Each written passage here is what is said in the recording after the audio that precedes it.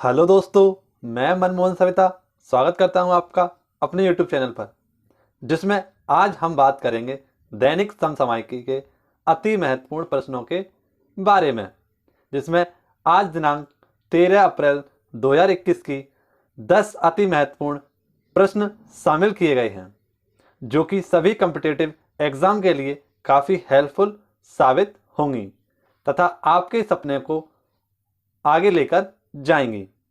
तो बने रहिए वीडियो के अंत तक, क्योंकि आने वाले सभी प्रश्न काफ़ी इंपॉर्टेंट हैं। और इसके साथ ही मैं वीडियो के अंत में आपसे एक क्वेश्चन भी पूछूंगा, जिसका आंसर आपको कमेंट करके बताना है तथा हम बात करेंगे कल वाले प्रश्न के उत्तर की। बने रहिए वीडियो के अंत तक और जानेंगे आज लिटिल ऐप के बारे में भी। तो बने रहना है आपको बस वीडियो के अंत तक। चलते हैं आज के पहले क्वेश्चन की ओर। और पहला क्वेश्चन है हमारा, 13 अप्रैल 2021 को मुख्य चुनाव आयुक्त के रूप में कौन पुनः पदभार ग्रहण करेंगे? तो चुनाव आयुक्त सुशील चंद्रा देश के अगले मुख्य चुनाव आयुक्त नियुक्त किए गए हैं। सुशील चंद्रा को फिर से चुनाव आयुक्त के रूप में नियुक्त किया गया है। वरिष्ठतम चुनाव आयुक्त को मुख्य चुनाव आयुक्त नियुक्त करने की यह परंपरा का निर्वहन करते हुए निर्वाचन सदन ने शीर्ष के नाम पर इनके नाम पर मोहर लगा दी है और इन्हें पुनः उनके कार्यकाल में शामिल कर लिया है।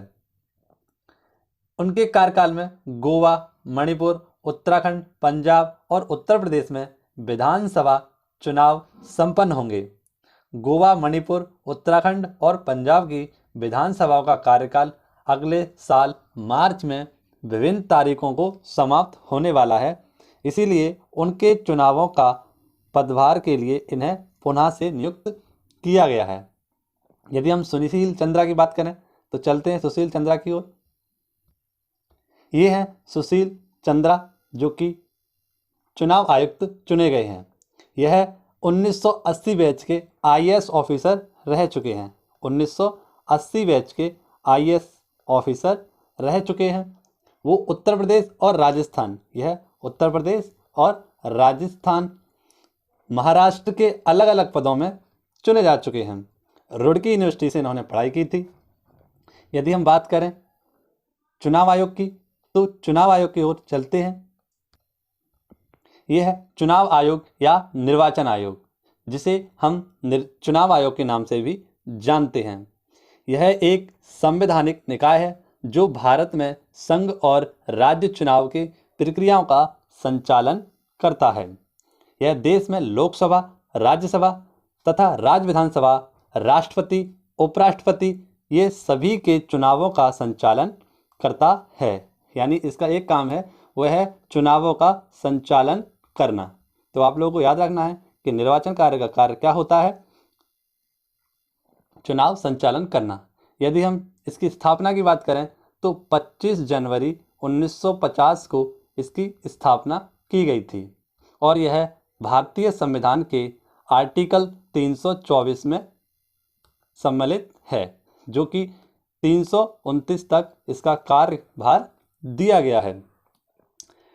यदि हम निर्वाचन आयोग की संरचना की बात करें तो निर्वाचन आयोग में एक चुनाव आयुक्त, यानी जो कि अभी बनाए गए हैं हाल ही में, सुशील चंद्रा जी, तथा राष्ट्रपति की सूचना पर 16 अक्टूबर 1989 को 3 सदस्य की बना दी। यानी इसमें 3 अन्य सदस्य भी होते हैं।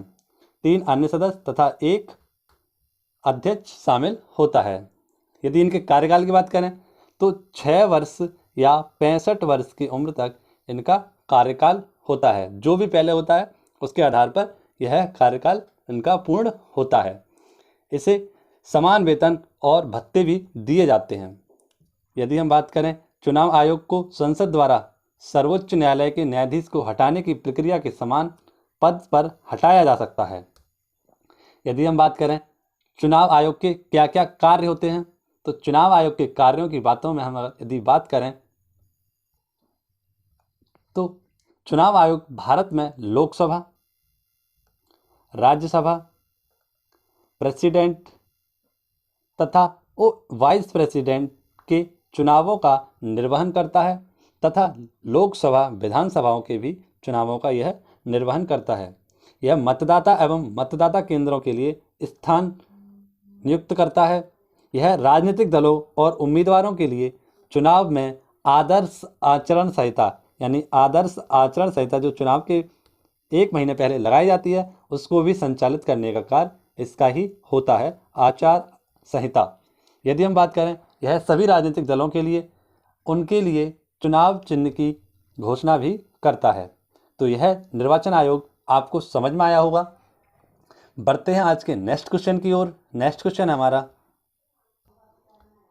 Question number 2। सिंगापुर क्षेत्रीय व्यापार आर्थिक RCEP साझेदारी लागू करने वाला विश्व का पहला देश बन गया है। इसका संबंध किस संगठन से है? तो सिंगापुर ने क्षेत्रीय व्यापार आर्थिक साझेदारी यानी regional cooperative economic partnership RCEP समझौते की पुष्टि की है, जो चीन के नेतृत्व में दुनिया का सबसे बड़ा मुक्त व्यापार समझौता है। ऐसा करने के बाद सिंगापुर 15 प्रतिभागी देशों के बीच में शामिल हो गया है और यह 1/3 और दुनिया की अर्थव्यवस्था का 30% कवर करेगा।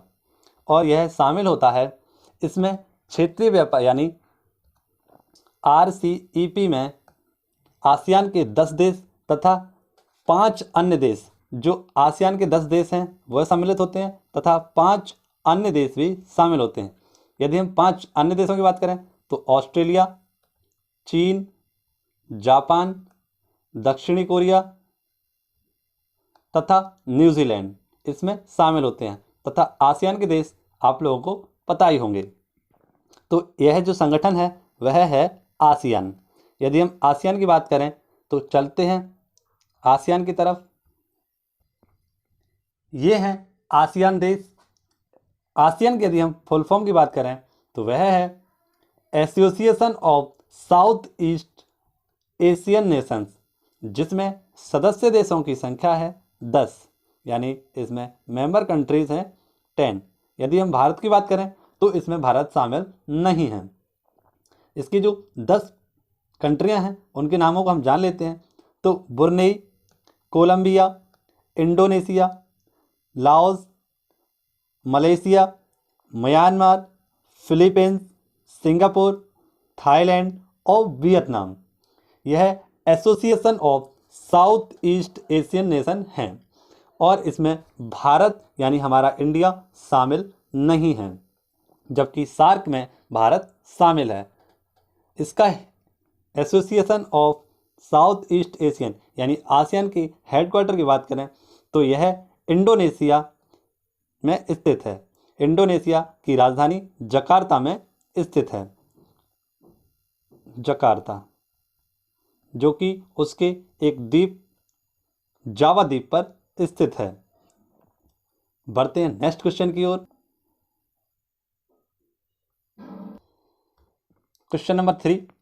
8 अप्रैल 2021 को भारत ने किस देश को 100 करोड़ रुपए के गश्ती जहाज जोरोस्टर को सौंप दिया है?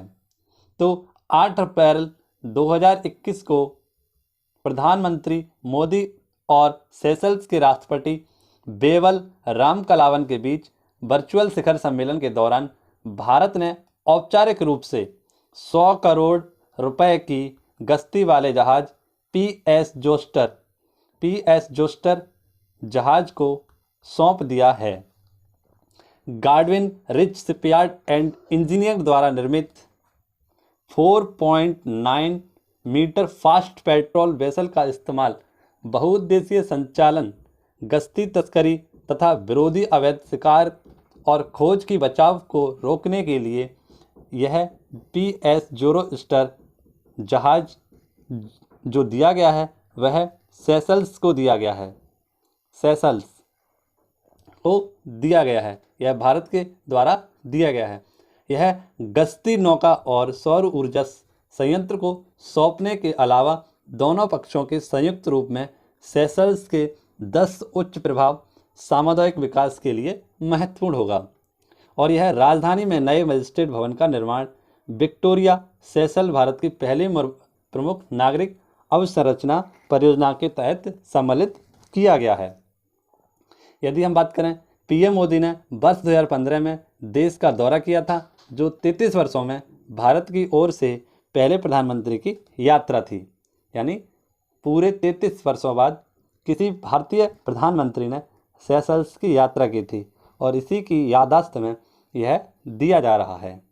आइए देखते हैं इस जोरोस्टर। यह जोरोस्टर जहाज जो सेशल को सौंप दिया गया है और इसका निर्माण Godwin rich shipyard and engineering द्वारा किया गया है।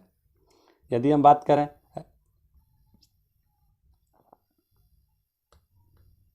ये हैं भारत के प्रधानमंत्री नरेंद्र मोदी और ये हैं सेशल्स के प्रधानमंत्री राम कलावन। तो इनको भी आपको याद रखना है कि सेशल्स के प्रधानमंत्री का नाम क्या है।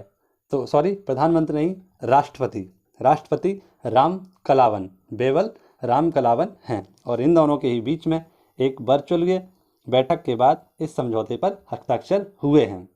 बढ़ते हैं आज के नेक्स्ट क्वेश्चन की ओर। नेक्स्ट क्वेश्चन है हमारा, जो कि आज की टैगलाइन में भी शामिल है और आने वाली सभी प्रतियोगी परीक्षाओं के लिए काफ़ी महत्वपूर्ण है। तो बढ़ते हैं इसकी ओर और जानते हैं इसके बारे में।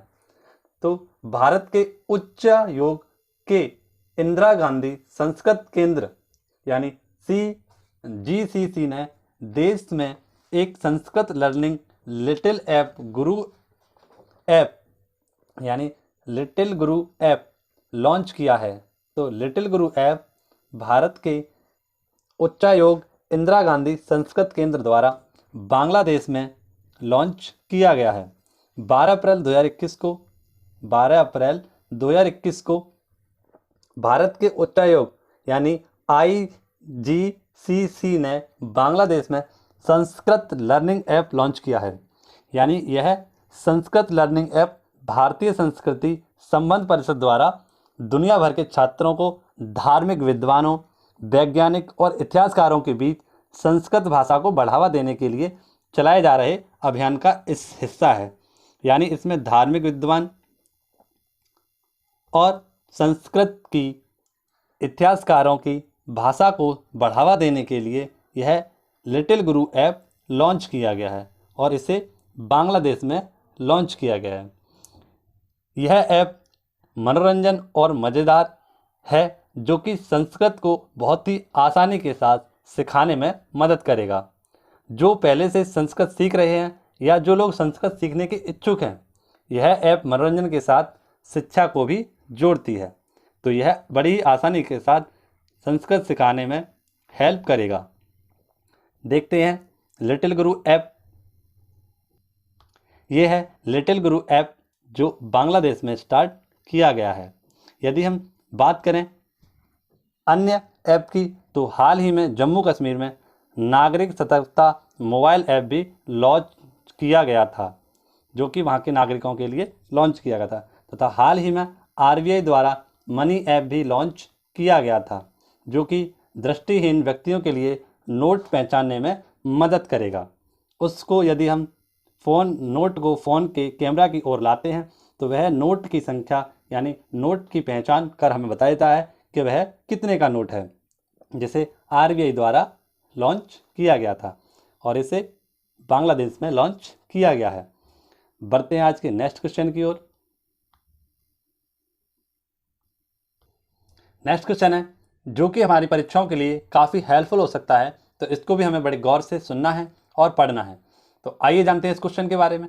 The British academy of film and television arts, जिसे हम बाफ्टा के नाम से भी जानते हैं, अवार्ड में बेस्ट फिल्म का अवार्ड किसे दिया गया है?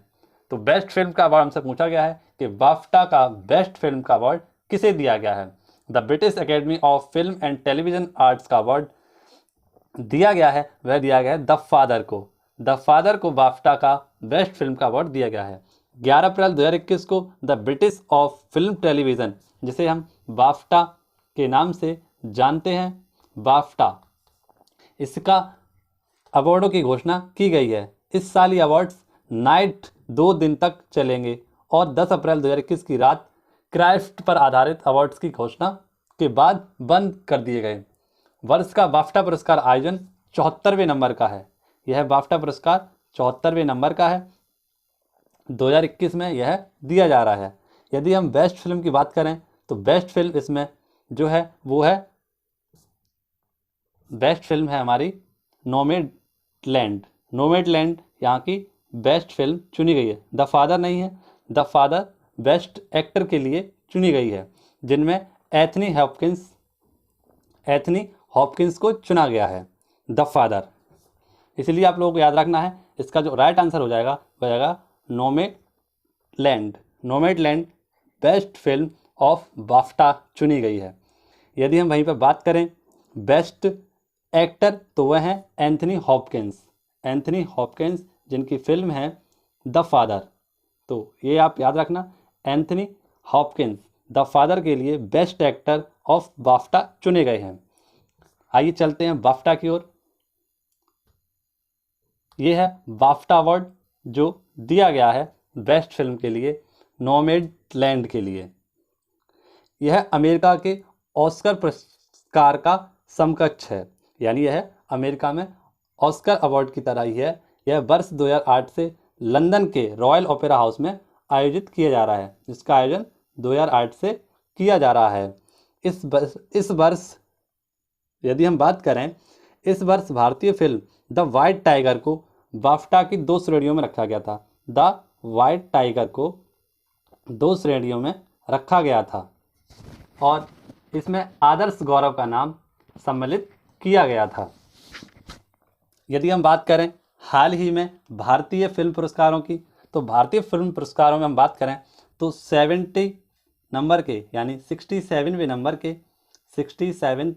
के फिल्म राष्ट्रीय फिल्म पुरस्कार जो कि जिसमें बेस्ट फिल्म का अवार्ड दिया गया था, वह हिंदी फिल्म छिछोरे, जो कि सुशांत सिंह राजपूत की लास्ट फिल्म थी।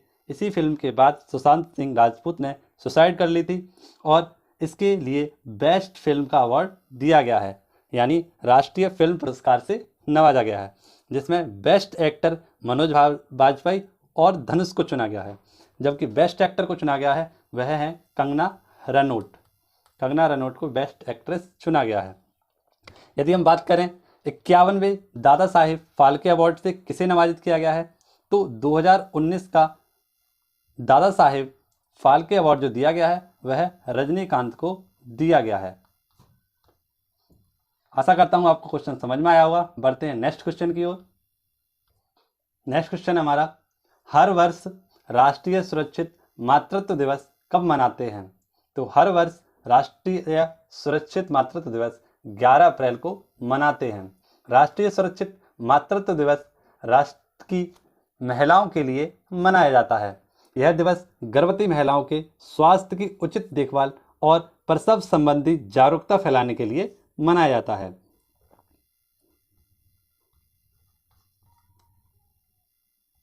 की देखरेख के लिए मनाया जाता है। राष्ट्रीय सुरक्षित मातृत्व दिवस शुरू किए गए इस वार्षिक अभियान का लक्ष्य जागरूकता बढ़ाना है, ताकि गर्भावस्था, प्रसव और प्रसव के बाद महिलाओं को अधिकतम स्वास्थ्य सेवाएं सुनिश्चित की जाएं। इसी प्रकार से यदि हम बात करें तो कुछ समय पहले प्रधानमंत्री सुरक्षित मातृत्व अभियान भी चलाया गया था। यह भारत सरकार के केंद्रीय स्वास्थ्य एवं परिवार कल्याण मंत्री, जिसके मंत्री हैं डॉक्टर हर्षवर्धन, द्वारा प्रारंभ की गई एक योजना थी, जिसके तहत 9 माह यानी माह की 9 तारीख को सभी गर्भवती महिलाओं को सार्वभौमिक तौर पर सुनिश्चित प्रसव पूर्व देखभाल प्रदान कराने का प्रावधान किया गया था और इसी वर्ष मनाते हैं 11 अप्रैल को राष्ट्रीय सुरक्षित मातृत्व दिवस।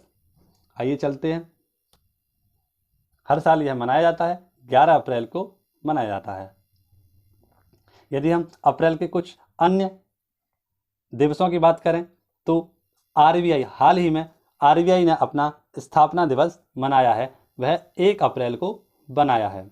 यदि हम वहीं पर बात करें 2 अप्रैल को हमने बनाया था विश्व ऑटिज्म दिवस, विश्व ऑटिज्म जागरूकता दिवस। और यदि हम बात करें कि भाजपा ने अपना स्थापना दिवस बनाया था, वह बनाया था 6 अप्रैल को। यह भी मैं पढ़ा चुका हूँ। यदि आप इस क्वेश्चन को भी जानना चाहते हैं तो पिछली वाली कक्षाओं में आपको देखना होगा। यदि हम बात करें, हाल ही में सीआरपीएफ ने अपना शौर्य दिवस मनाया है, तो वह मनाया है 9 अप्रैल को। 9 अप्रैल को सीआरपीएफ ने अपना शौर्य दिवस मनाया था। और हाल ही में पिछली कक्षा में हमने बात की थी 10 अप्रैल। 10 अप्रैल में हमने विश्व होम्योपैथी डे बनाया था, जो कि फ्रेडरिक सैमुअल हेनी के जन्म दिवस के रूप में मनाया जाता है। बढ़ते हैं नेक्स्ट क्वेश्चन की ओर। नेक्स्ट क्वेश्चन है हमारा क्वेश्चन नंबर 7। एशियाई विकास बैंक एडीबी ने तमिलनाडु में चेन्नई से कन्याकुमारी इंडस्ट्रियल कॉरिडोर CKIC के लिए कितने बिलियन डॉलर ऋण देने की मंजूरी प्रदान की है?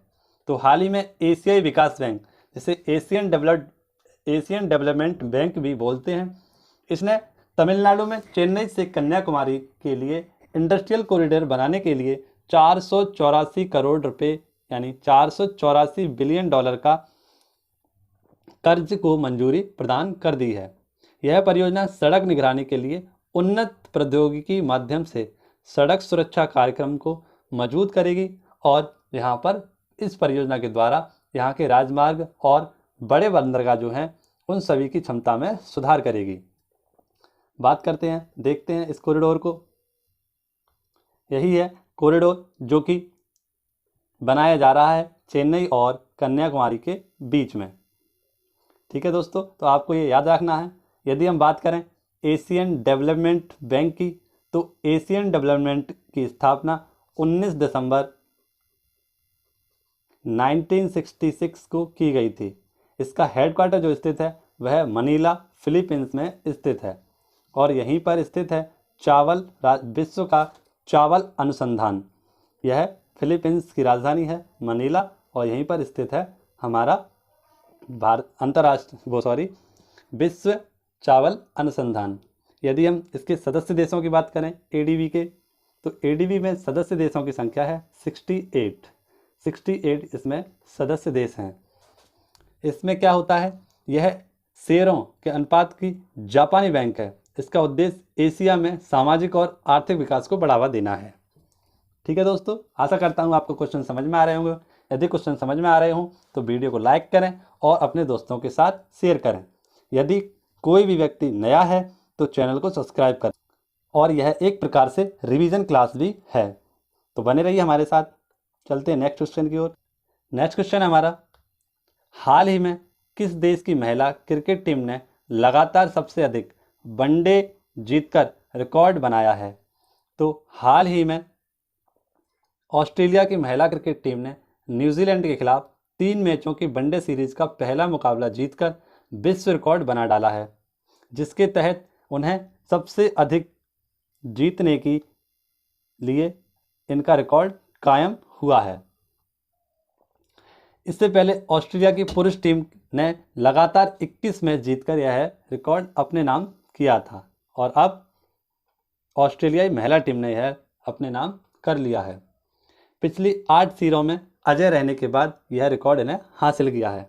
ऑस्ट्रेलिया की महिला टीम ने भारत के खिलाफ जो 2018 में वनडे सीरीज हुआ था 3-1 से उसमें जीत हासिल की थी और वह 8वीं सीरीज थी जो कि इन्होंने लगातार जीती थी, जो कि पाकिस्तान को हराकर, न्यूजीलैंड को हराकर और इंग्लैंड को हराकर इस रिकॉर्ड को उन्होंने कायम किया है।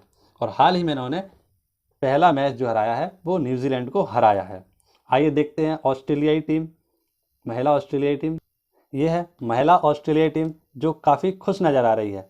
इसी प्रकार की खुशी मुझे आपके चेहरे पर भी देखनी है कि यह क्लास आपके लिए कितनी महत्वपूर्ण हो सकती है और कितनी महत्वपूर्ण है। तो बने रहिए हमारे साथ और चलते हैं आज के नेक्स्ट क्वेश्चन की ओर। नेक्स्ट क्वेश्चन है जो परीक्षा की दृष्टि से काफ़ी महत्वपूर्ण साबित हो सकता है। तो 11 अप्रैल 2021 को राष्ट्रपति के चुनाव पूरे किए गए हैं। किस देश में नए राष्ट्रपति बने हैं? तो हाल ही में 11 अप्रैल 2021 को लुई गुइलेर्मो लार्सो ने इक्वाडोर के राष्ट्रपति का चुनाव जीत लिया है। यानी हाल ही में 11 अप्रैल को चल रहे थे यहाँ पर, और इसके जो राष्ट्रपति बने हैं वह बने हैं गुइलेर्मो लार्सो। यह बने हैं गुइलेर्मो लार्सो इक्वाडोर के नए राष्ट्रपति। यह पूर्व बैंकर रहे थे और हाल ही में ये इक्वाडोर के राष्ट्रपति के चुनाव में जीत गए हैं। और हाल ही में नाइजीरिया के जो नए प्रधानमंत्री बने हैं वह बने हैं, यहाँ के भी नए राष्ट्रपति बने हैं नाइजीरिया के। तो यह क्वेश्चन भी आपको याद रखना है, इसी में मैं इसको ऐड कर दे रहा हूँ। नाइजीरिया के जो नए राष्ट्रपति बने हैं वह बने हैं Mohamed Bazoum. Mohamed Bazoum Nigeria के नए राष्ट्रपति के रूप में चुने गए हैं। अपने मंत्रिमंडल के अध्यक्ष के लिए देश में एक नए प्रधानमंत्री के रूप में ओहो मोदो को भी चुना गया है। यहीं पर ओहो मोदो नए प्रधानमंत्री हैं तथा जो नए राष्ट्रपति चुने गए हैं वो मोहम्मद बेजोम हैं। यह क्वेश्चन भी आपको ध्यान रखने हैं। आइए देखते हैं प्रधानमंत्री यहाँ के राष्ट्रपति। यह है इक्वाडोर के राष्ट्रपति लुई गुइलेर्मो लार्सो और ये हैं नाइजीरिया के राष्ट्रपति मोहम्मद बेजोम नाइजीरिया के नए राष्ट्रपति हैं। बढ़ते हैं आज के नेक्स्ट क्वेश्चन की ओर। आज का हमारा लास्ट क्वेश्चन है, केंद्रीय मंत्रालय ने महिला सशक्तिकरण पर लीलावती पुरस्कार महिला स्वास्थ्य में किसे प्रदान किया गया है? तो हाल ही में 11 अप्रैल 2021 को केंद्रीय शिक्षा मंत्री रमेश चंद्र पोखरियाल निशंक ने नई दिल्ली में महिला सशक्तिकरण के लिए विजेताओं की एक लिस्ट जारी की है, जिसमें लीलावती पुरस्कार 2020 प्रदान किए गए हैं। इस पुरस्कार का विषय महिला सशक्तिकरण रखा गया है। इस आधार पर पुरस्कार यह 12वें नंबर के हैं। भारतीय गणितज्ञ भास्कर सेकंड द्वारा रचित पुस्तक लीलावती के नाम पर रखा गया है।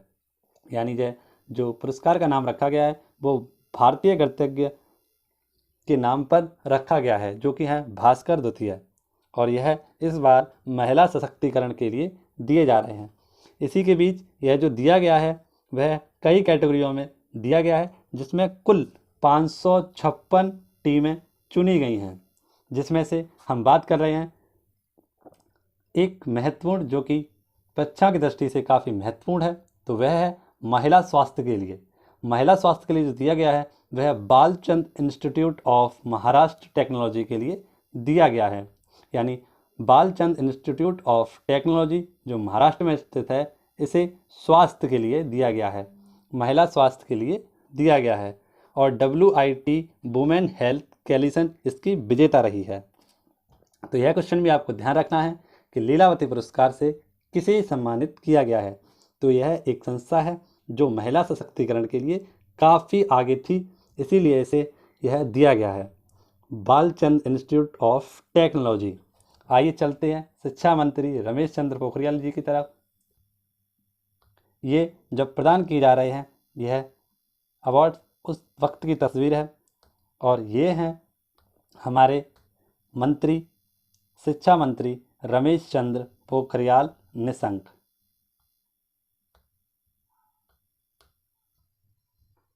और हाल ही में इन्हें कनाडा साहित्य का पुरस्कार भी दिया गया था।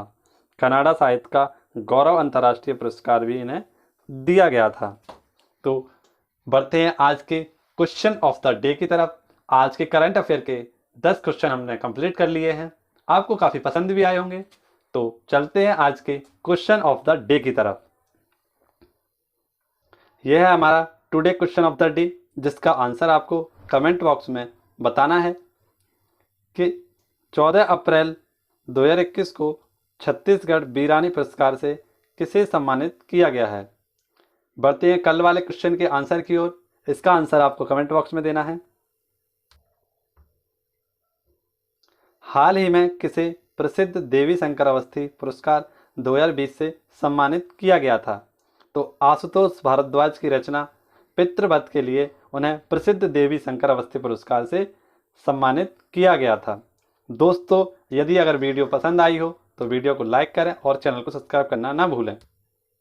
मिलते हैं नेक्स्ट वीडियो में, तब तक के लिए वीडियो को लाइक करें, दोस्तों के साथ शेयर करें और कमेंट करके बताएं कि आपको ये वीडियो कैसी लगी। मिलते हैं नेक्स्ट वीडियो में। धन्यवाद।